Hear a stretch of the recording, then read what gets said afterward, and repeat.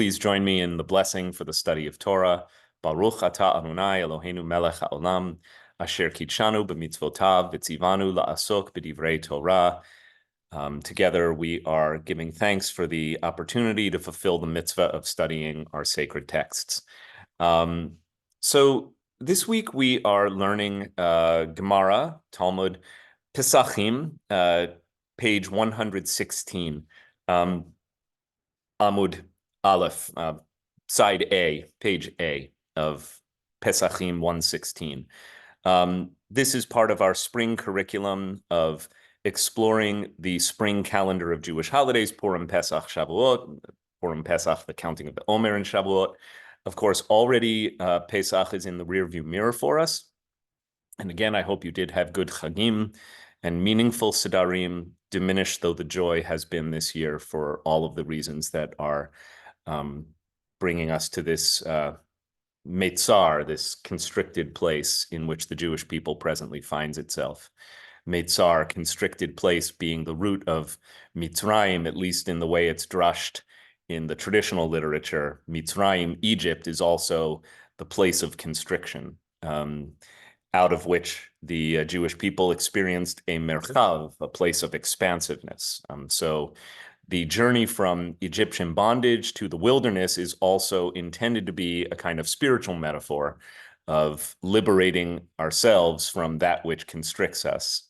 So we are no longer in a physical Egypt, but many of us feel this year in particular that at least some of us will always still be in Egypt so long as our loved ones are praying for hostages in Gaza and mourning the children they've sent to war and grieving the death of innocent non-combatants whose numbers of deaths are, heart-stopping for any person of compassion. And those of us who are reminded every single day that war is absolute hell, even when it is necessary and just. So with that, we're going to dive into Pesach. And last week, we ended on the bitter taste of maror 2 weeks ago. And this week, we're going to begin with the sweet taste of charoset, or I should say the sweet tart taste of charoset, as the text will make plain. And I did promise a cliffhanger a couple weeks ago that we get into the recipe for charoset, which we're going to look at right now. So I'm going to bring up onto the screen the passage that we're going to start with just down near the top of Pesachim 116a. The first paragraph is a continuation from the previous. Let's begin with this. Af al pi she'en charoset mitzvah. So we begin with the assumption that charoset must be brought to the table. Af al pi, some people may know that phrase. It means despite the fact. Af al pi she'en charoset mitzvah. Even though charoset itself is not a mitzvah. This part of the Talmud is not alone in the literature of the Gemara in exploring what is and what is not a mitzvah, meaning a religious commandment.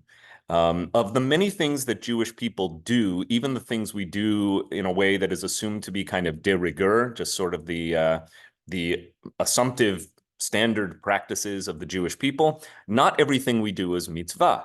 By way of making a meaningful comparison, the wearing of talit with the tzitzit, the fringes, is mitzvah. Numbers chapter 15, I believe. Numbers chapter 15, beginning at verse 29, explicitly commands the affixing of tzitzit or fringes to your garments. So it's a biblical mitzvah.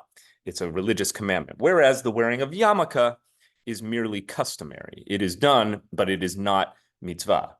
And then within the category of mitzvah, the rabbis will get into dimensions of, well, is this mitzvah commanded from the Torah itself, or is it simply a rabbinic commandment? This will come up later in the text. We may not get to it today. I'm not even sure we're going to dwell on it at great length, but because it does come up, I'm setting it up so that it sounds familiar if and when we do arrive at it. So we know, for instance, that the eating of matzah is a mitzvah because the Torah explicitly commands us to eat unleavened bread and to have in our settlements only unleavened bread for 7 days of the Pesach festival. Again, some of us having absorbed a practice of living as a conservative or Orthodox Jew, or even those of us who grew up in Reformed temples, as I did, observed 8 days of Pesach, which is the diaspora custom. However, I remind everyone every year that even the ultra-Orthodox who live in Israel, as well as the Reform movement, as well as every other Israeli who practices Pesach, breaks after night 7. Pesach, according to the Torah, is a 7-day festival. Where matzah is a commandment, right?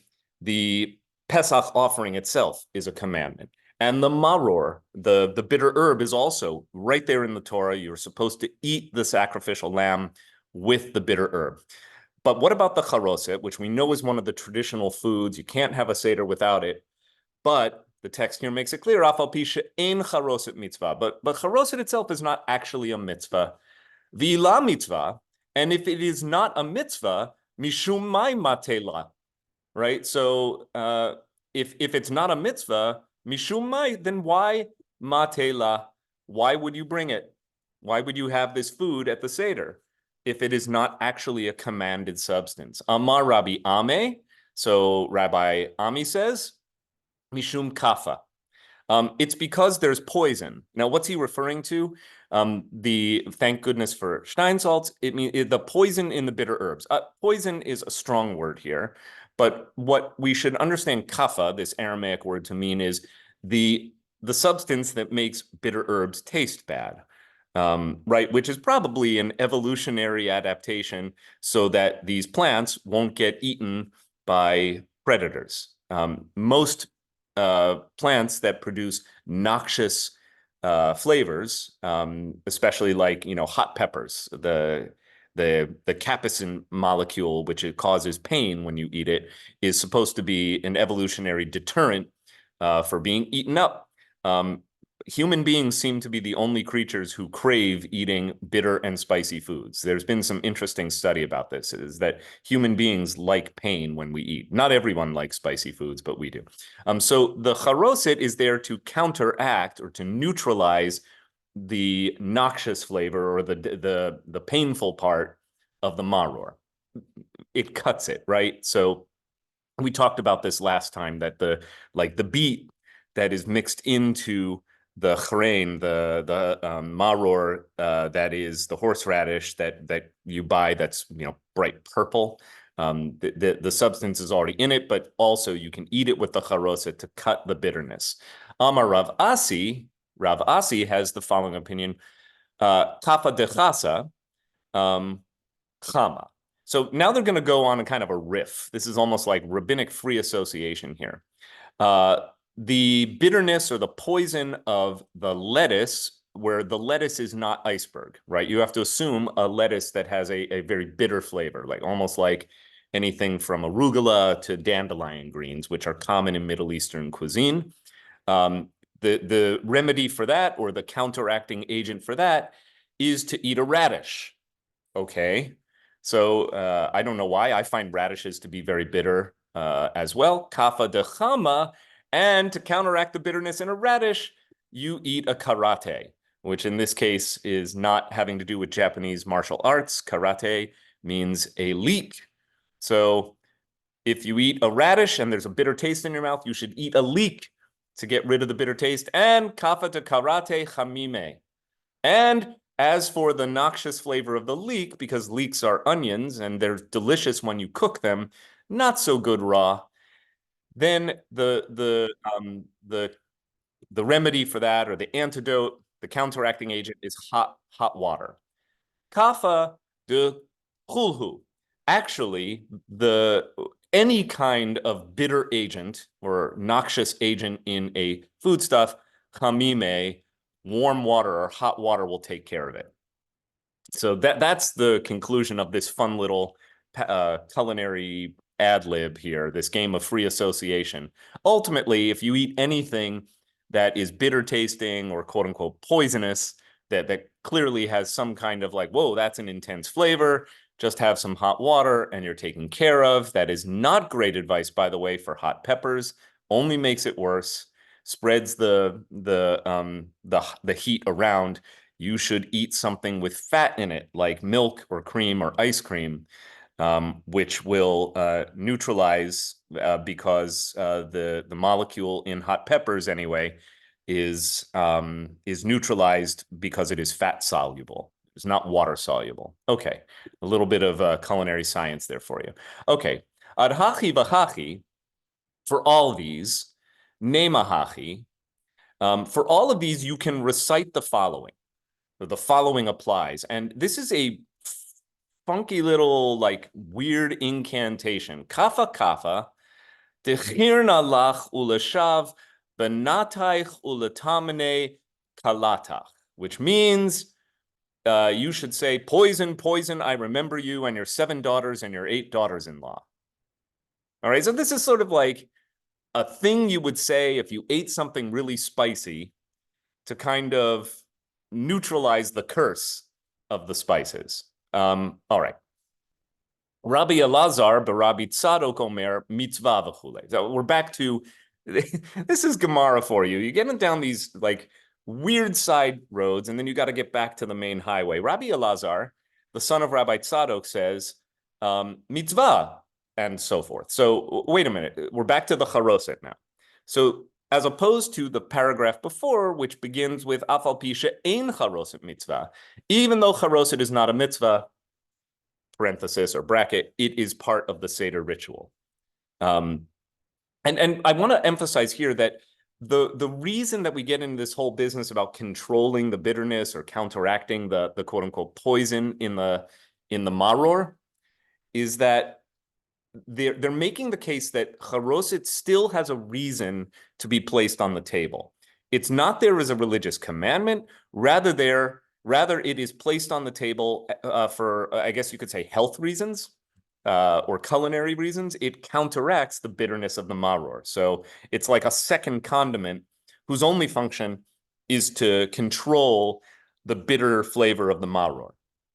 But Rabbi Elazar, son of Rabbi Tzadok, says, actually, it is a mitzvah. No. It's a religious commandment to eat charoset. My mitzvah. Well, how so? How is this a mitzvah? Rabbi Levi Omer, Rabbi Levi says, zecher latapuach. Aha, Rabbi Levi says there's a religious reason to include charoset on the table. It is a remembrance of the apple. Now, don't immediately think the apple of the Garden of Eden, which is where everyone's mind goes. That's not the apple that Rabbi Levi means. But Rabbi Yochanan Omer, as Rabbi Yochanan explains, zecher letit, which he's saying it's in remembrance of mortar. So the apple is explained in the Steinsaltz from a verse from the Song of Songs, which we learned a few weeks ago is a text associated with Pesach and springtime. Who is this who comes up from the wilderness, reclining upon her beloved? Under the apple tree I awakened you, which in the traditional rabbinic way of reading the Song of Songs is not about sexual arousal or romance. It is about divine arousal of the Jew. So the love story that is narrated in the biblical love poem, the Song of Songs, is interpreted allegorically by the rabbis to mean the divine love that flows between God and the Jewish people. And where does it take place? According to this line in the poem, in chapter 8, verse 5, God arouses the love of the Jewish people under a so-called apple tree. So the apple in the charoset, according to Rabbi Levi, is an evocation of God's love for the Jewish people. Seems like a stretch to me. And I say that even as an English major who concentrated in poetry. I dig poetry, but to say that that makes eating a charoset a mitzvah, again, seems like a stretch. Therefore, most of us are not familiar with that reason for the charoset, right? If you ask your second grade grandchild, why do we have charoset on the table? The child will probably have learned, fingers crossed, please God, they will have learned this at WRT, that the reason we have charoset, it is an evocation of the mortar with which the Egyptians forced the Israelite slaves to make their bricks, right? So, and that's generally the conventional reason that we give. If any of you had kids at the Seder, it may have come up. The salt water is the tears and the maror is the bitterness of slavery. and the charoset is the mortar of the bricks. So just returning here for a moment. And that's Rabbi Yochanan's view. The charoset is in remembrance of the mortar used by the Jews for their slave labor in Egypt. And Abaye says, therefore, in order to fulfill both opinions, so Abaye comes along and says, well, I'm going to give you a recipe for charoset that takes care of both of these conditions, right? If you say that it's in evocation of an apple, it has to be tart. And if you say that it's in evocation of the mortar, it has to be thick. All right, and that's what he says. One must prepare it tart in remembrance of the apple of God's love, and one must prepare it thick in remembrance of the mortar. So typically you take apples and you chop them up, though figs and dates and other fruits are, in fact, more commonplace throughout the Middle East and the Sephardic lands. Nevertheless, you need something that is tart and something that is thick. So usually it is thickened with nuts or molasses or date syrup or cooked in wine and stewed down and ground up so that it becomes like a chunky paste. All right, moving on here, because that's not all that goes into the charoset. It was taught in a baraita, meaning an opinion that is recorded in the extra Mishnaic literature, early teaching. It was taught in a baraita in accordance with the opinion of Rabbi Yochanan that the spices used in the charoset are in remembrance of the hay that our forefathers used for building in Egypt. So the spices typically in a Middle Eastern recipe would be like ginger and cardamom. In an Ashkenazi recipe, typically cinnamon. But all of these things, they say, look like hay. Maybe the straw of them. I'm not sure. Certainly ginger. Ginger is very fibrous, and if you kind of, depending on how you slice it or shave it, could maybe, if you squint your eyes real close, look like hay.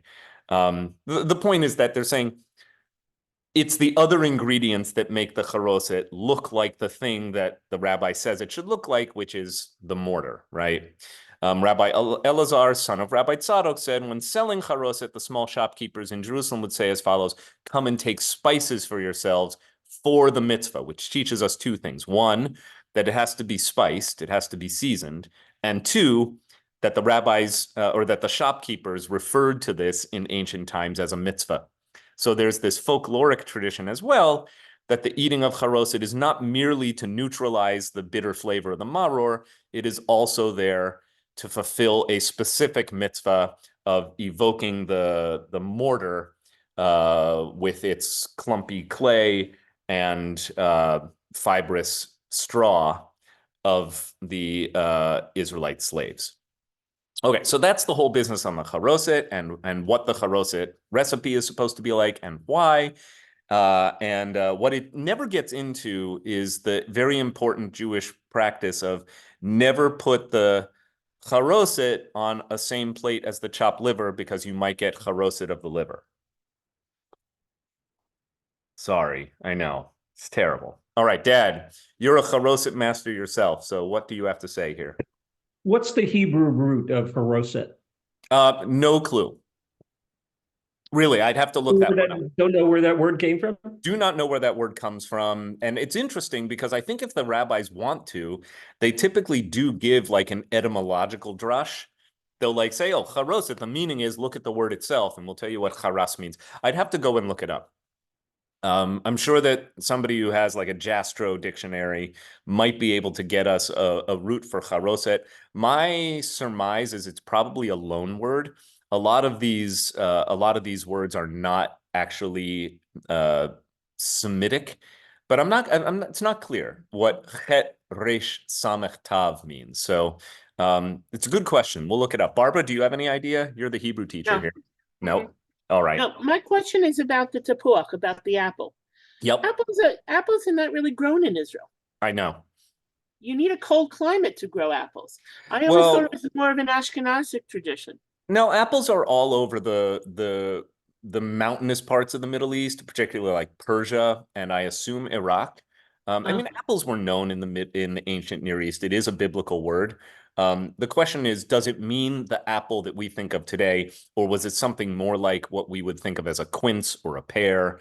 or one of these other tree fruits that we think of as an apple. Just because it is conventionally translated as apple, does not necessarily mean that it's like an apple that we think of. And by the way, even when we say an apple, in my view, there's a very big difference among all of the many fruits that we eat that still are called apple. Like, to me, a Red Delicious does not actually taste like a Granny Smith. In my view, they're really different fruits, even though somebody decided that they're both apples. Okay, Steve Kessler. I think it's interesting, all these commentaries, not only here, but in other parts of the Talmud and outside, focusing on food, meaning that food is an essential element in our lives, but then you can explore what is the relationship between food and ritual. And it seems that various sages have felt compelled in wanting to explore, are there certain, not only traditions, but significant meaning? And so we're leading to some of these type of commentaries, but then it's nice to step back and think of the evolution of various Judaic culture and how each of us come to terms with using food as a way to celebrate and relate to some of the ritual aspects of the holidays. Thank you so much. I agree. And I would add that, the food on Pesach serves a purpose well beyond just delighting the palate. All of the Pesach rituals, and I would say including and especially the foods that are eaten on Pesach, are specifically designed to stimulate the curiosity of children. The entire point of the Pesach ritual is to get kids to ask, Manishtana halayla hazeh mikol halelot? How is this night different from all other nights? Or to observe, I should say, because that's not really a question. We call it the 4 questions, but the opening statement is in fact a kind of declarative statement with an exclamation point at the end. How different this night is from all other nights. Shebechol halelot anu ochlim chametz umatzah. On all other nights, we can eat bread that is either leavened or unleavened. Halayla hazeh kulo matzah. But on the table tonight, everything is matzah. That's what you want the kid to say, not because the script prompts him or her to, but rather because he or she observes it on the table. It's like, what's with the dipping? What's with these strange flavors that I'm tasting? What's with these foods that don't look very palatable, like charoset? Okay.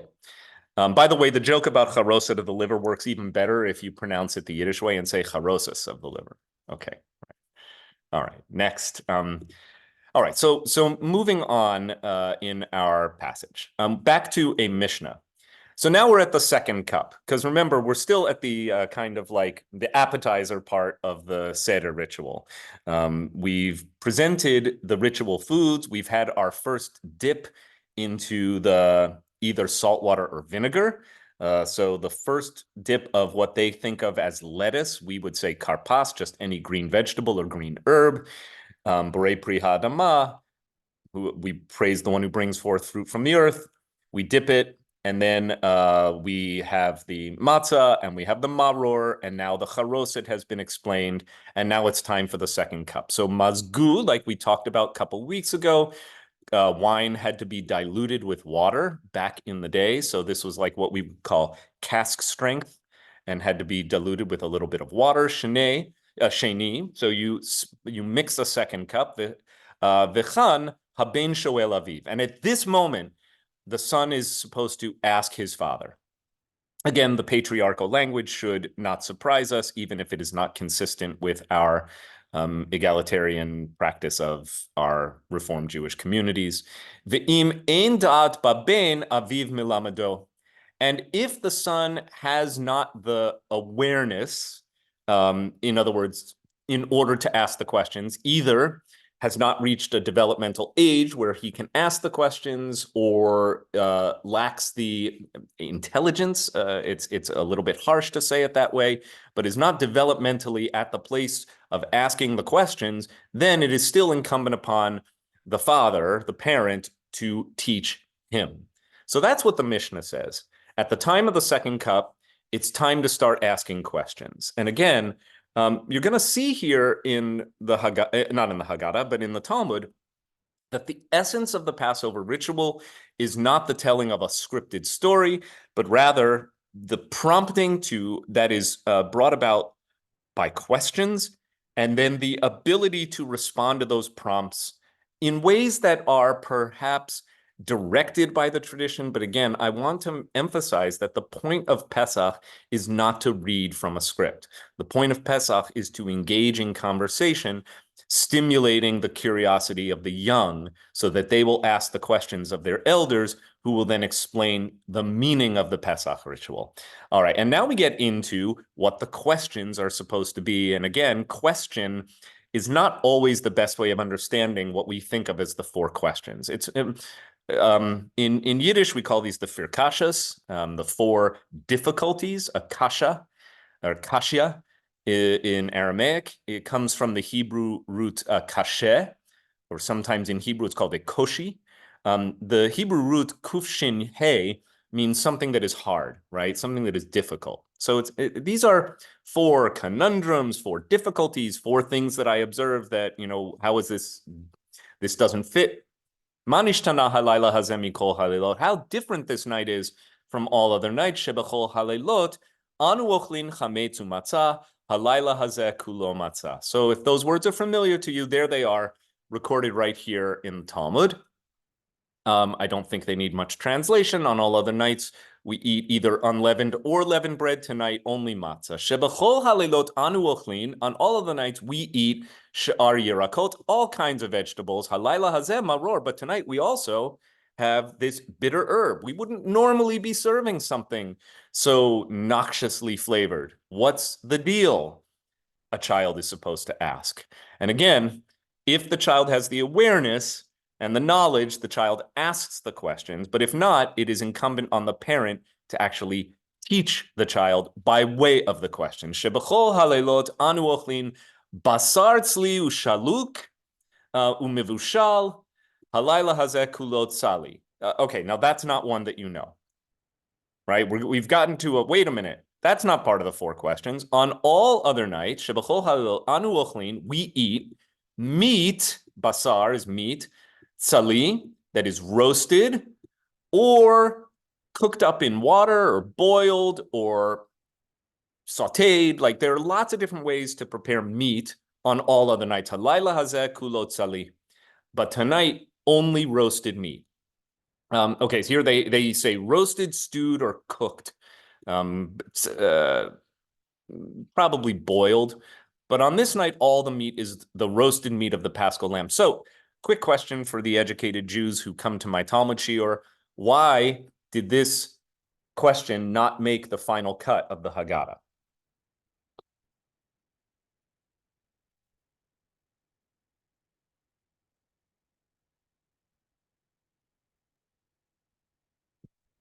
We don't say this question. Ashkenazim don't roast the meat, and my brisket is actually, I don't know, stewed, broiled, braised, something. Right. So it's not just an Ashkenazi thing. It's not just that we don't, Ashkenazim, as a matter of custom, not law, do not typically serve lamb on Pesach. Those Sephardim and Mizrahim, Middle Eastern and Spanish ancestry Jews do. Lamb is a staple of their culture. Fun fact, did you know that the most commonly eaten meat in the world by weight is goat? It's not bad. Sorry. The reason here is not just an Ashkenazi thing. It's that if you eat, we don't eat the Paschal lamb anymore. So even if you have lamb at your Seder, it is not the Pesach, right? So the issue is that in a world where the temple has been destroyed and Jewish custom would eventually prevail that you don't eat the actual Pesach on Pesach, because it would look like you're saying the temple has been restored, which it hasn't. The temple being restored is, of course, one of the signs that Messiah has come. Therefore, ever since the temple was destroyed, the custom, or I shouldn't say ever since the temple was destroyed, because clearly here it is in the Talmud, they were still eating a Paschal lamb in the time of the Talmud, and this text was probably written well after the temple was destroyed in the year 70. However, eventually the custom will be, don't do anything that makes it look like you are eating the Paschal lamb, because that would be a sign that Messiah has arrived and Messiah has not arrived. Therefore, this question gets cut out of the Haggadah. We don't talk about the meat that is only roasted meat because it's not the Pesach. Okay. But I think, Michelle, effectively your comment pointed to the it's a matter of just Jewish practice in its time. Eventually we do not eat the meat of the Pesach. Even if we have brisket at the Seder, we never deign to say, and this is the Paschal lamb, right? This is not a Paschal sacrifice. It's just a meat meal. Okay. And then we get to, so everything is roasted tonight. Shebachol halelot anu mitabilin pa'amachat. Matbilin. I should know that. That's part of the 4 questions. Halayla hazesh teif amin. On all other nights, we dip only once. Halayla hazesh teif amin. But tonight we dip twice. But that's not actually the 4 question, or the question that we have in our Seder. So what's the question about dipping? It's close, but no cigar. Shebachol halelot anu matbilin pa'amachat halayla hazesh teif amim. Can you call up what it sounds like from the Haggadah? Shebachol halelot ein anu matbilin afilu pa'amechat, which is slightly different. I'll translate. Shebachol halelot, on all other nights, ein anu matbilin, we do not dip afilu pa'amachat, even once. Halayla hazesh teif amim, but tonight we dip twice.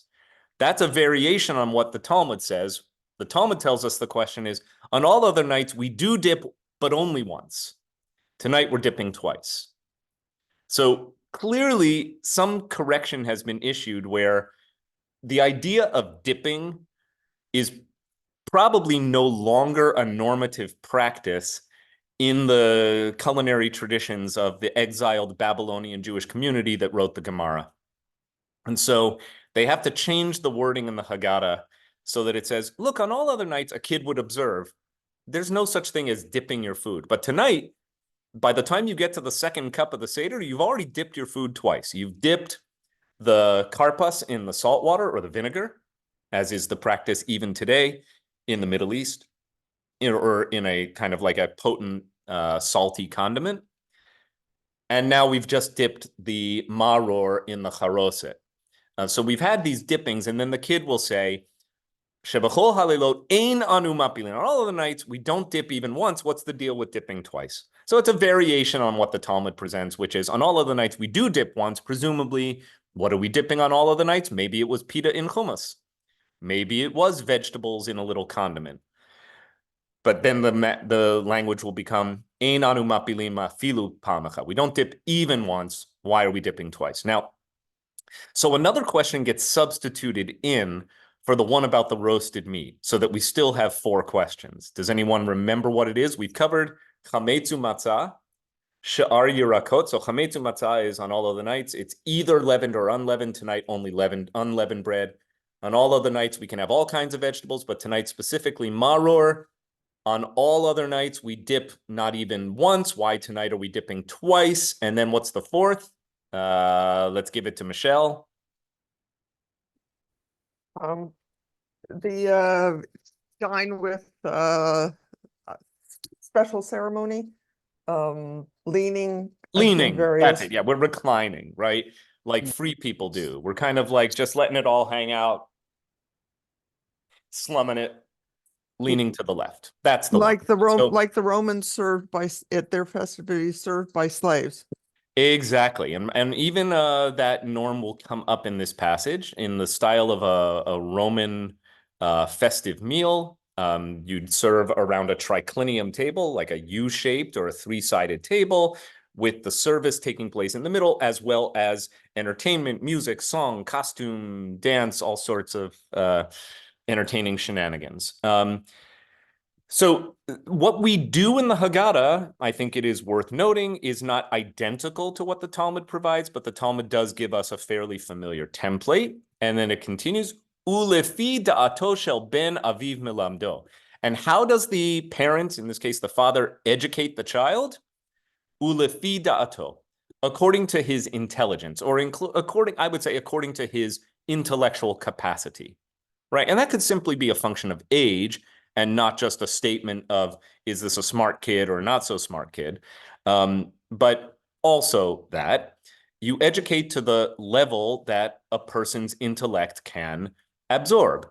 Matchil, so that's, and you notice what's being articulated here are general principles for how to lead a Pesach Seder. So you explain up to the level that the child can understand. And that probably is very different for all the different children around the table. And of course, although it is not discussed here in the Gemara, traditions will evolve around the so-called 4 children, which I think are very meaningful to make it clear that every child of every capacity, of every ability to learn, has a place at our Pesach Seder, right? So, and every child, it is incumbent on every parent to educate every child or every adult to educate the children at the Seder according to the capacity of the child.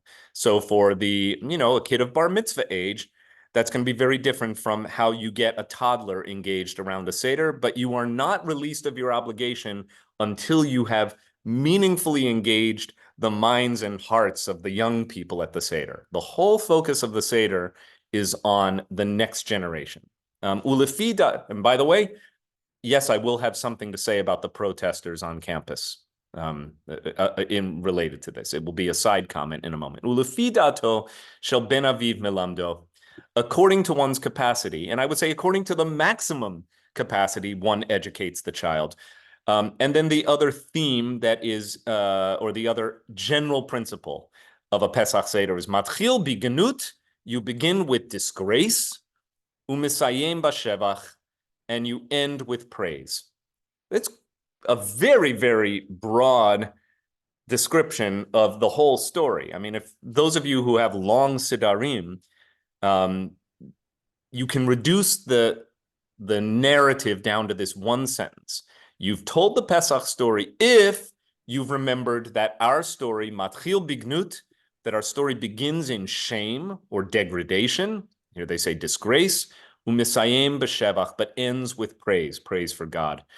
Vidoresh me, and you do so by way of interpreting, or doresh from midrash, or midrash comes from this word that means to expound or explore or explain. You drash from the passage in the Torah called Arami Oved Avi. My father was a wandering Aramean, or as translated here, an Aramean tried to destroy my father. The passage usually interpreted to mean Laban, who lives in Aram, or Padan Aram, and Laban, who becomes Jacob's father-in-law, is a wily cheat and puts Jacob through all sorts of torment as he pursues his beloved Rachel and forces him to labor for him for over 20 years before Jacob finally makes a break with his accumulated wealth and cattle and property, sheep, and Laban chases him down, and that's the story of Laban. He is not a favorable character. So that is one way of interpreting this passage from Deuteronomy. An Aramean tried to destroy my father. The other way it's traditionally interpreted is my father was a wandering Aramean, going back to the days even before we settled in Canaan, when our people were nomad shepherds. So going back even before Yaakov, before Jacob, before Israel, to the patriarch Abraham and Sarah, the matriarch Sarah, and their journeys from Ur-Kasdim, which is in the Persian Gulf area, today Iran, Iraq, all the way through Aram, and eventually settling in Canaan. But we were nomad people before we became Israelites. The declaration one recites when presenting his first fruits at the temple, that's the start of the passage that you drash. Sheyigmor kol haparasha kulo, until you have drashed, until you have concluded the entire passage. And that, by the way, is the midrashic framework for a Haggadah. Like if you use an old Maxwell House Haggadah or a real traditional Haggadah, that passage is the start of the Magid section, the narrative section. My father was a wandering Aramean, or depending on how it is translated, an Aramean tried to destroy my father, all the way to the end of that passage with all of the midrashic side detours that tell the story of our people going down to Egypt and being enslaved by a pharaoh who knew not Joseph, and all of the rigors and torments that the Egyptians put us through, and how we cried out in our distress, and how God heard us and sent Moses, who is really downplayed in the traditional Haggadah. Instead, the 10 plagues are emphasized, which are, of course, divine punishments. Moses doesn't really have a role in that. The contest between the God of the Hebrews and the false gods of the Egyptians is played up. We spill the wine as we call out Dam, Svardeya, Kinim. Like all of that is in the Haggadah, based on this one passage in the Gemara that says, here's how you tell the story. You begin with degradation, you end with praise, and you drush this little passage in the book of Deuteronomy that begins with, my father was a wandering Aramean, or again, depending on your translation, an Aramean pursued my father trying to destroy him. Okay, comments, questions, thoughts. Judy. The thought of the tradition going from year to year, we are all, first of all, you're educating a child as the child grows, and we're all sitting there together and we're all learning together from one year to the next, according to the level of one's intellect or one's intelligence. The other thing that has struck me when we talk about the different children, it's almost like we've all been one of those. We've all been all of those throughout our life. We've been wise, we've been simple. We do not know what the question is. So I just love the idea that from year to year, it changes according to the age of the people and the knowledge and that we acquire as we age. Beautiful, and spoken through the soul and mouth of an educator herself. Thank you. And another educator of esteem in our WRT community, Jane Roberts. I'm going back to Herosis. The word for clay in Hebrew is cheres. There it is. Chet resh samach. Thank you for teaching all of us. And Dad, there's your answer from our beloved Jane Roberts. Thank you. That's great. Thanks for you looked that up, or you just had that on the tip of your tongue? I had looked it up for my class that I teach before Pesach. Good for you. In this moment, you are my teacher, as you so often are. Thank you, Jane. Russell. I have two thoughts about today's passage. The thing that I keep thinking of as we read all of this is the building of the Mishkan. The detail with which we are required, the process, the detail, the materials, everything that we are meant to bring and create. As it sort of reminds me of the building of the Mishkan in the Torah, and reminding once again that the rabbis are telling us that there was God's creation and then there's ours. This is what we do to create our own legacy, to create our own values. And the second thing that impresses me about this reading is that it is almost an acknowledgement that these are symbols, and symbols have to have meaning. That whole thing about how if it's going to be bricks, then it has to be thick and all that. Symbols have to have meaning.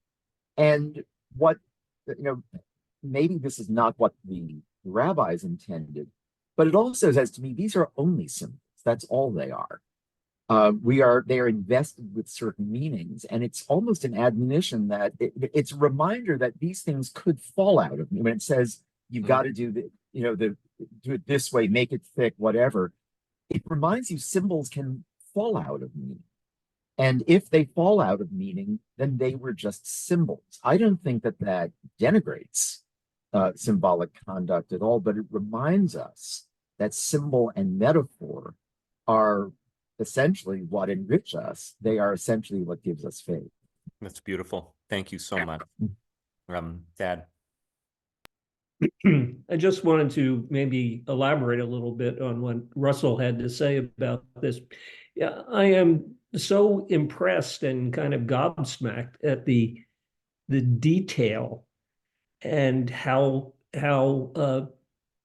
meticulous and instructive and how ancient our practices are. I mean, this is not like an accretion of things that came through centuries of rabbinic commentary to put together, these symbols and rituals. And this is really very, very old stuff that we do chapter and verse the same way. Mm-hmm. And the thing that kind of like struck me was the co-opting of the Seder by Christian groups, which it becomes even clearer has nothing to do with Christianity at all. Right. And this whole kind of like ecumenical Seders, et cetera, as if there's shared theology here, it just seems totally bogus. Yeah, that resonated with me this year, less in the context of, the seders that are practiced in a number of churches, which I do reject as illegitimate co-opting of our tradition, though I am actually very supportive of synagogues inviting Christian clergy and parishioners to our seders so that they can actually fulfill the mitzvah of let all who are hungry come and eat, not just hungry in our bellies, but hungry for the nourishment of community and of dialogue, especially now.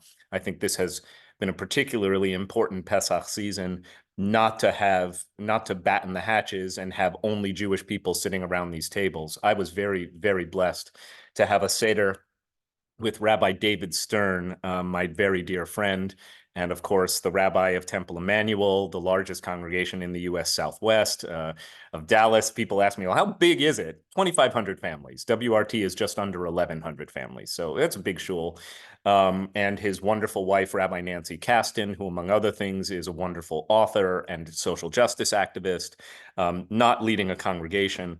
But the two of them are incredibly gracious hosts. Kelly was performing in Dallas at the time, and Monday is theater night off almost everywhere, and it just so happens to have been Seder night. And I was in town visiting Kelly, and I asked David and Nancy if we could have seats at their Seder, and we were so enriched by their family and friends. So their 3 kids all came in from far away, and he had a number of friends, including a Disciples of Christ minister that he's become close to, a wonderful African-American woman who sat across from me, and some of their friends, their next door neighbors who were Hindu and Christian guests. And it was like a Seder with only 18 people, but really diverse. And the dialogue was incredible. And I think that it really hit home what a Seder is supposed to be. On the one hand, yes, the template is this incredibly detailed ancient template that we're still using today, but it was an authentic Seder, all the more so because it was not just reading the script from the Haggadah. It was opening dialogue to people who are both native to the tradition and not native to the tradition, as opposed to what I find so obnoxious is when our tradition is co-opted by another group and used for its own purposes. I mean, I think Russell's comment is consonant with what I'm about to say, which is that a ritual can just become, or a symbol can just become, a kind of hollow vessel, which also means it can be imbued with foreign meaning. It can be appropriated by others. And by the way, Christianity has been doing this from the very outset. When Christians read the story of the binding of Isaac, they read it very differently. They read it as a forerunner to the story of Jesus. Jesus becomes not just the boy who was almost sacrificed on the altar, but Jesus becomes the ram that was sacrificed at the end of the offering. So in Christian tradition, that story is actually called the sacrifice of Isaac. It is never called that in Jewish tradition. We call it Akedat Yitzchak, the binding of Isaac. The point, though, is that there are these potent symbols that then are appropriated. Appropriation has also been seen on our college campuses. I thought one of the most really upsetting images I've seen from Columbia was a giant sheet that was painted to look like the setting for a Seder plate. But instead of they said charoset, and God help us all, the Hebrew was written the wrong way. They wrote the Hebrew left to right, and therefore the words are all backwards, which is laughable if it weren't so sad. And it said things like the bitterness of genocide. And to me, it was really obnoxious. So I'm going to talk more about what's happening on the campuses in a moment, but I want to get Erin's comment, and then I'll come back to that. I'm struck by the focus on educating the younger generation, which comes through in this passage, which I don't think came through necessarily growing up.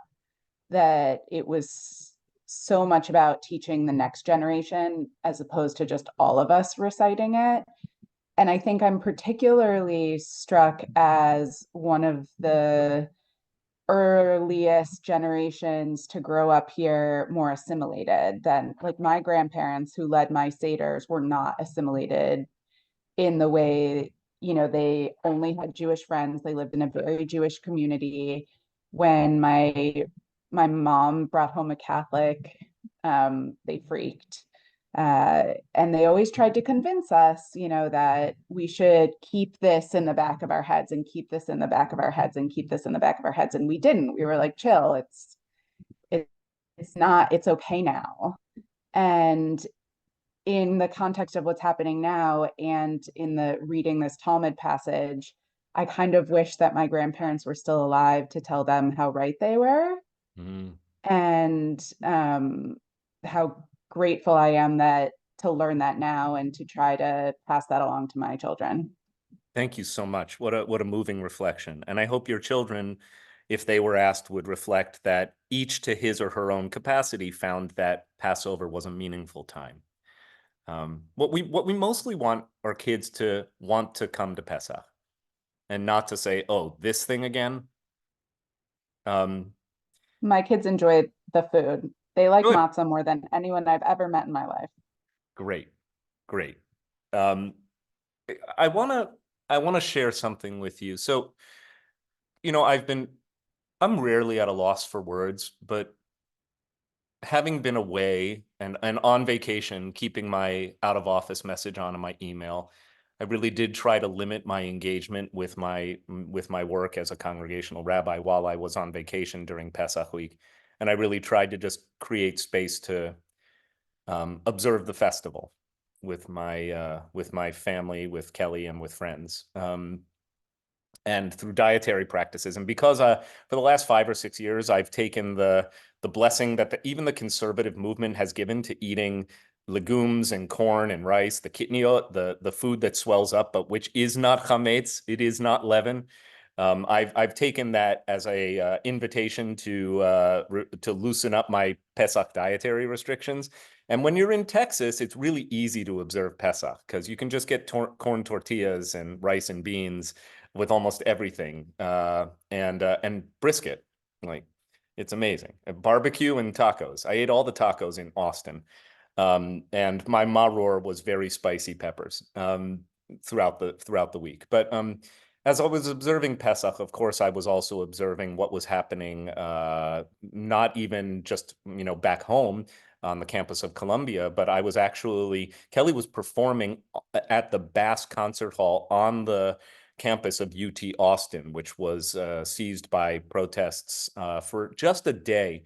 And actually, the general consensus is that the university really got the response right, and shut the nefarious activities down without silencing free speech and freedom of assembly.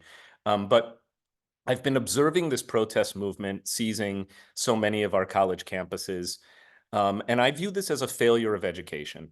Like, in light of what we've been learning today, a failure to stimulate and the intellectual capacity of our children, and especially the failure to educate children to be open-minded and inquisitive. And instead, we've seen how easily reductionist and brainwashed so many kids have become. It's not just kids, by the way. A lot of the protesters on campus are not actually college students. There's ample evidence that the student protesters are also activating local populations of people who are wrought up about the war, but mostly who oppose the existence of the state of Israel.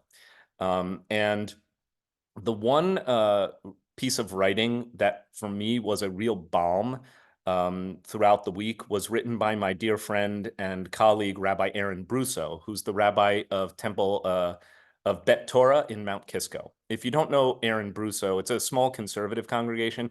He's just one of the best rabbis anywhere, and he happens to be in WRT's backyard. And I'm going to put on the screen the meditation he wrote for Pesach.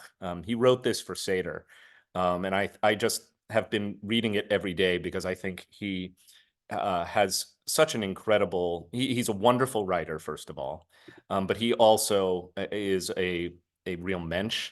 And I think that sense of heart and soul comes through. So one moment, I want to tab it up here so that we can all read it together. And then we'll still have time for a little more Gemara today. So here's what Brousseau writes. I'll read it for us. I will be thinking a lot this year about the fifth child, the one who tries to hold complexity, the one who does not want to let go of their heritage and loyalties, and also wants to understand and sympathize with the pain of others, even the pain caused to others by those to whom she feels loyalty. The child who opens her mouth and nothing comes out because the cry of love for her people's suffering is stuck, wedged in her throat against the cry of empathy for the suffering of others. She is the daughter of Pharaoh caring for an Israelite baby and Abraham watching Hagar disappear with her son into the wilderness. Note, Hagar was the Egyptian maidservant of Abraham and Sarah's household. She holds this all in her heart as she walks past the cries from the different camps of encampments for freedom, justice. She wants to love her neighbor and the stranger, but neither are interested in loving her. She has no camp amongst the encampments. She went to university so she could make space in her mind between the certainties and grow intellectually, to build rooms in her heart to grow emotionally. Instead, she found camps on campus. The wise, the wicked, the simple, the one who doesn't know how to ask, and the one in her dorm room holding nuance for which there is no reward and no camp. Such a good piece. That's how I feel. He gave me the words that I didn't have. Of all the things that I think have been destroyed and injured, maimed, that are, kind of like raw and bleeding for me, probably the one that breaks my heart the most is the thing that I give thanks for every single day, for having gone to the college I went to at the time when I went, in the community that I came to love and that embraced me, which is the ability to think critically and to ask questions and to hold conflicting points of view. And that is what I think is so glaringly absent from this protest movement. And there's not much that can be said about it, because it is clear to me that the protesters don't want to be in dialogue. And by the way, by dint of their actions, if not their intentions, don't actually care much about Palestinian lives. Read Nick Kristof, by the way, and I've been fiercely critical of Kristof since October 7th, as I often am. I think that he has badly misjudged the nefarious intent and actions of Hamas, and completely downplays the suffering of Israel in this war and the righteous justification for going to war.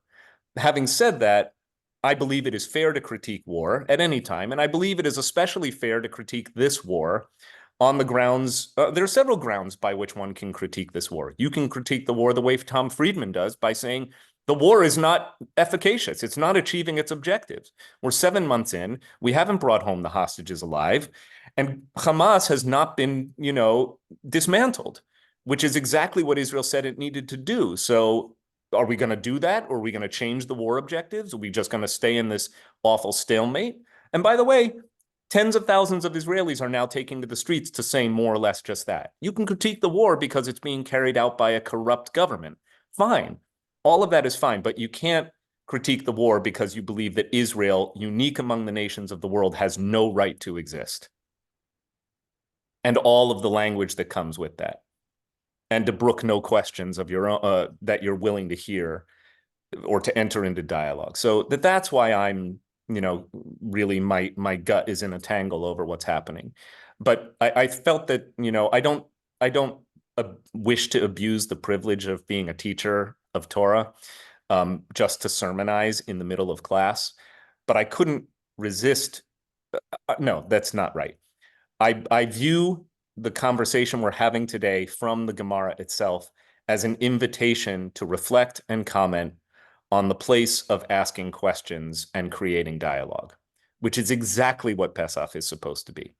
Let's take a few hands, and then we'll probably have another passage to look at before we wrap for today. Michelle, then Steve, then Arlene. So Michelle, you're up. Thank you. Someone who grew up in my neck of the woods and in my youth group, a crony from high school by the fellow by the name of Danny Shemovitz, is now president of Ben Gurion University, and faced by recent requests for protest demonstrations, and they're 25, 30 miles from the Gaza border, and they've been very, very seriously affected. They've lost a lot of students, both to the original massacre and also to the war, right, to being called up. In any case, faced with requests, he got, including some pro-Palestinian, they have a fair number of Arab and Bedouin students at the university, and he got called both sides into the room in advance of the requested demonstration dates, and they agreed on rules of engagement to have demonstration and counter demonstrations for both sides. And which they did. One or two people violated those rules. They got pulled out. They had their demonstrations and they went back to class. That's great. The University of Chicago, whose president has been, I think, tremendous since the war and even before, sent a letter to the community of the university, I think today or yesterday, basically outlining the university's principles of balancing the right to free speech and assembly and its response to protests that violate the ability of others to learn on their university campuses. And I think he did so in a way that was clear, that was principled, that was example driven, so you could actually see how the university has been responding. And I'll see if I can find it. It's well worth looking at. Obviously, I don't want to shut down peaceful protest. I think that there's an important value. And by the way, I make it very clear as often as I possibly can that in general, Jewish Americans have greatly benefited from the right to speak up and speak out. So silencing protest is actually not good for the Jews in the main. However, the giving a free pass to harassment, intimidation, explicitly anti-Semitic speech that especially can lead to violence. I'm not a constitutional expert. My constitutional expert legal friends would advocate a position that suggests that there is a limit to the benefit of to the blessings of free speech, and that not all speech should be permitted, and especially not all assembly should be permitted. Let's hear a few other voices. Steve Kessler. Related to your earlier comment, I think there is a broader concern in terms of the problems that higher education that have been going on for at least 20, 30 years. The issue of not adhering to the principle of training our students to be able to think critically. And if you were to have invited in the last 10, 20 years, someone like Supreme Court Justice Clarence Thomas or the chairman of the Joint Chiefs of Staff to many campuses, not only students, but faculty would say no and try to object. And I think that's the broader societal issue. This is only the most recent example that's troubling all of us as Jews, but it's your broader theme that's actually correct, that we are failing our younger people in how to learn the complexities and nuances. And that is very troubling. And why that's happening among highly educated people is really causing us all to think about, why is this going on? Apropos that, thank you so much. Apropos that comment, by the way, the other opinion piece in the New York Times that really I thought made some excellent points, and I can't believe I'm saying this because I'm promoting a piece by Ross Douthat, who I almost never agree with, but he's a Catholic intellectual, and his conservative Catholicism does animate his worldview. But he wrote an op-ed from April 27th called, what what our students are reading or something like that that informs their opinions. And he basically says, look, academia has failed to ground its students in a more diverse and robust curriculum about different, social issues, where an undue emphasis has been placed on 20th century colonial movements. And for instance, kids today grow up or go to colleges and are saturated in learning about that, whereas they know almost nothing about, for instance, totalitarian regimes or Islamo-fascist regimes. In my view, you cannot understand what's happening in Israel and Palestine without understanding the roots and aims of Islamo-fascist societies. Some of this is, by the way, linked, in my view, to not on campuses, but in the homes in our communities. I've spent a lot of time over the last 7 months talking with people around my age, slightly older. That is to say, people who are Gen X, many of whom do have children on college campuses right now. And I've asked them about what their kids know about 9/11, because every kid on a college campus today was, unless they're, was basically born after 9/11. And I think that's really important to keep in mind. One, they didn't live through it. Two, their parents were, I think, terribly traumatized by it. In many ways, have not metabolized that trauma, and especially have not really told their kids some very important things that should have been learned from 9/11. And I'm not blaming them, by the way. I'm not blaming, I haven't said this. I've only thought about it now since October 7th. But one of the messages of 9/11 is that Islamo-fascists want to murder you as Americans and as Jews. I think we missed that. And I think we're still not talking enough about that since October 7th. And by the way, don't take it from me. Take it from the mouth of Hamas. This is what Hamas has been saying since and before October 7th. It's the only thing they say, is that they're in a religious holy war against the Jewish state and the Jewish people. Okay. Arlene, Linda, Dick. Unmute, Arlene. You're still muted.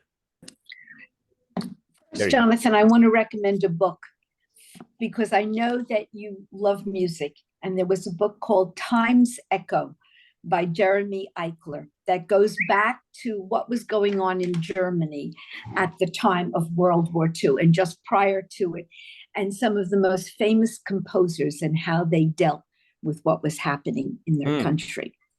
Cool. But I'm a little bit upset because I also recently came across an article indicating that there were a fair number of percentage of young people who don't know anything about the Holocaust at all, that it isn't even something that's taught in our schools. I agree. So that's of some concern, okay? The other thing is I'm upset about the fact that we've seen the slaughtering of people in Ukraine going on with Russia at the behest, and not one demonstration that I know of occurred on any campus. It's not Okay, just Ukraine. so- I mean, Ukraine is, look, no analogy is a perfect comparison. Hence, it is an analogy. But the selective outrage over Gaza, where were you when Assad was slaughtering his own people by the hundreds of thousands 9 years ago in Syria? Where were you? Where have you been with China's genocide of the Uyghurs, China's occupation of Tibet? Where are you with the genocide in Myanmar, formerly known as Burma? Where are you on North Korea? Where are you on the Iranian Islamic regime that brutally has been suppressing women's rights and student protests, the protests of young people for decades, but especially in the last year and a half? Where's your outrage? I agree. So my concern is I see this as really very much, and not only an anti-Zionist movement, but anti-Semitic. Well, you're not alone. Though I bring up anti-Semitism last or least in my arguments about what distresses me about what's going on, because I believe that it's actually boomeranging back to hurt us, meaning the Jewish people. That constantly alleging anti-Semitism is actually opening us up to the accusation that we simply weaponize the word. And frankly, it is overused. Like in my view, not everything is anti-Semitic. Even if the effect is anti-Semitic. I do believe that most of the protesters, by the way, most of them have a specific antipathy against the Jewish state, even if they say, okay, so they're the Jewish people. anti-Zionist. Right. Linda and then Dick.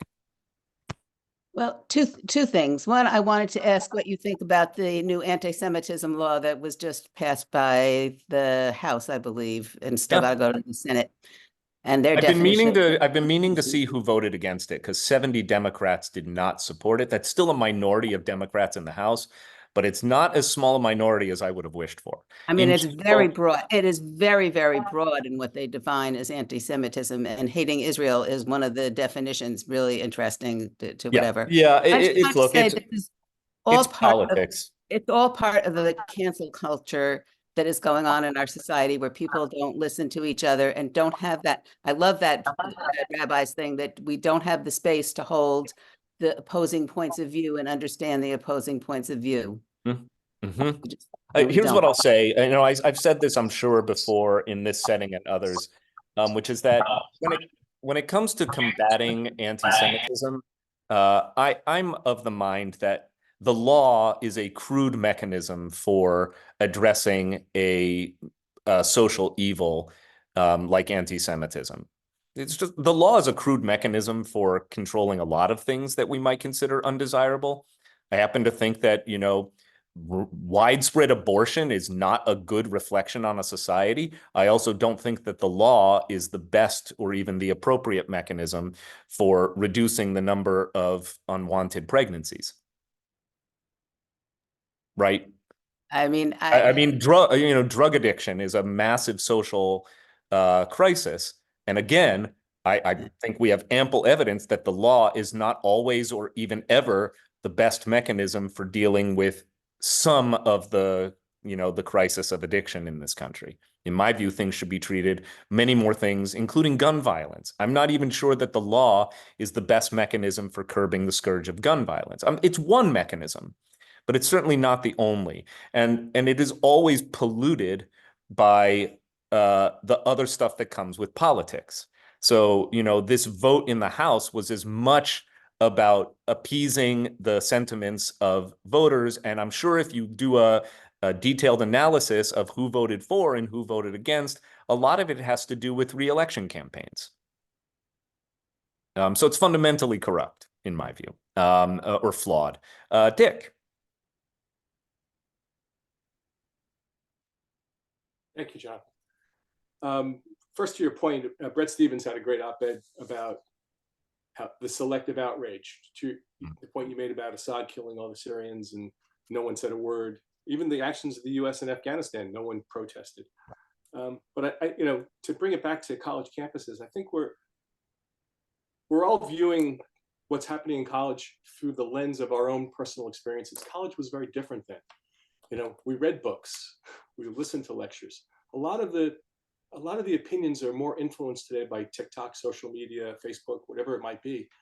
And I think that is creating a different dialogue, a different experience, and maybe hardening people's views or unwillingness to listen to other views. And so we're trying to fight a battle here with old tools that aren't what's necessary in today's modern world, where people are getting their views. And I can't help but wonder that how this is all being organized and funded on a national scale. And I know that somehow, laughably, George Soros is being blamed for this. Sure. But there's something going on behind the scenes here, and I'm not going to speculate as to who it might be, but there's a greater force at work that we don't know about yet. That I think that is control, fueling this unrest. And I just wish it would come to some better outcome than it is right now. Your comments are very well taken here with me, and I imagine among the group that's assembled this morning. Yeah, I'm not prone to indulging conspiracy theories, but I've kind of reluctantly arrived at the conclusion that there has to be a way of learning more about the why of this. Certainly, your comments about social media are entirely well taken, and then there's the, I think, still underexplored question of what will we learn when we follow the money? I think so far we've seen a few opinion pieces come out that are not necessarily stellar examples of investigative journalism. They strike me more as opinion pieces that allege the financial dealings that may be influencing what we're seeing in academia over a very long period, whether it's Soros or the Qataris or what have you. In my view, I desire much deeper and more rigorous investigation. But I'm already prepared to accept a conclusion that if you follow the money, you will learn a lot about what's happening on college campuses. Aaron? Nope, you vanished. She vanished from view. No, I think my comment is more on, the vein of anti-Semitism that I've seen come out since October 7th, that it really has not much to do with the protests, but, it goes to how Jews are seen in general in the oppressor versus oppressed narrative. So even before the protests started, there's this dichotomy of people that I know from my generation who are either, oh my gosh, how are you doing? How are you feeling? Versus, well, why do you care? I actually got told when I was discussing how I was struggling with Ellie to explain to her what was going on, that I don't know how to explain to her why we have more security at synagogue. And someone who is heavily involved in DEI said, because you can afford it. So it's this, and this was before the protests. So Yeah. there is this ingrained anti-Semitism, even in the people who think they are the most open-minded of people. Yeah. And it's been really difficult to navigate. Yeah. I actually didn't respond. I still have not responded. It deserves some response, but I wouldn't have the words in that moment too. It's a startling comment. One might observe that, a couple of years ago, in the not very affluent town of Colleyville, Texas, a Muslim guest, as it were, showed up at the door to a synagogue that had neither the resources nor the impetus to build a significant security apparatus. The rabbi greeted the guest at the door himself and welcomed him in for tea, following which this guest held the entire congregation hostage in a, horrific standoff for 11 hours before finally the rabbi and the congregants managed to break free by throwing a chair at their assailant. So talk to me again about white privilege, please. But there's this lack of understanding that Jews are an oppressed community, because we're in Scarsdale, New York, so we can't possibly. Right. In Scarsdale in particular, yeah, right. But anyway, Scarsdale is it's not sui generis, but it is unusually affluent even for a Jewish community. Most Jewish communities in this country need security, and because of anti-Semitic hatred, and don't have the resources to do what WRT has done. Yeah. Mom and Dad. On the issue of Zionism being equated with anti-Semitism, anti-Zionism being equated with anti-Semitism, I think it bears reminding that the world's foremost deliberative body, the United Nations, for I think close to 2 decades in the 80s and the 90s, official position was that Zionism is racism. Starting in the 70s, actually. So it goes back to 75. Yeah, if you want to know what the world knows about, Zionism, that's been imprinted for, decades. No, there has been a global propaganda campaign, often trumpeted by some of the most esteemed global bodies, including the UN, to denigrate Zionism as a racist project, as opposed to the historic liberation of one of history's, or the liberation project of one of history's most oppressed minorities. Okay, I'm going to end on a passage from Talmud, because the Jewish practice is when you've read or studied long and hard, you can't end on a sour note. You have to end on what's called a nechemta, which means a word of comfort. And there is something like that, I think, in the Gemara itself.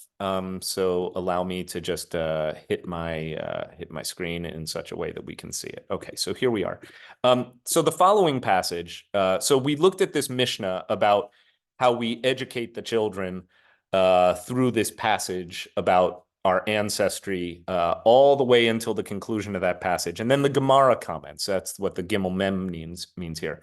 Tanu Rabbanan, that the sages taught, Hacham beno shoalo. If one's child is a Chacham, a real wise guy, but in the literal sense of wise, a very wise child, then the son asks him, meaning the father, the parent. Ve'im eino Chacham, but if he's not wise, if he's not deeply educated or intellectually, of a very high capacity, ishto shoalto, then one's wife should actually ask the question.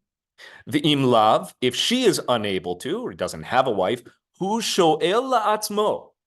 This is one of, I think, the most interesting statements in the entire section here. One asks oneself the question, we're going to get back to that. Ve'afilu shnei talmidei hachamim, even if you have two Talmud masters, two wise Talmud scholars, sheyodin behilchot Pesach, who know every jot and tittle of the laws of Pesach, shoalin ze lazeh, they have to ask each other. In other words, it is not a Pesach Seder. You have not fulfilled the mitzvah of Pesach if you just tell. You must ask. There must be questions. I think that says so much about this current moment. I think it says so much about Judaism. It certainly says a lot about what animates me as a rabbi and as a teacher. I'm much more interested in being in a community that venerates the power of the question than one that wishes for their rabbi to give them morsels of learning to swallow without chewing. And on that note, I'm glad that our matzah is digested, but perhaps these thoughts need some time to digest. So take the week to do that. Please find a way to join us tomorrow evening for this very powerful service of responsibility, either in person or online, featuring Dr. Alvin Rosenfeld, a really compelling scholar, speaker, writer, professor of English literature and Holocaust studies. The Jewish Studies Department at IU is one of the best in the country. And he's also the director of contemporary anti-Semitism studies there. And we'll have, I'm sure, relevant remarks to share with our congregation tomorrow night. And until then, I'll wish you a Shabbat Shalom. Thanks, everyone. Shalom. Kol hakavod, John. Thanks, guys. Bye-bye.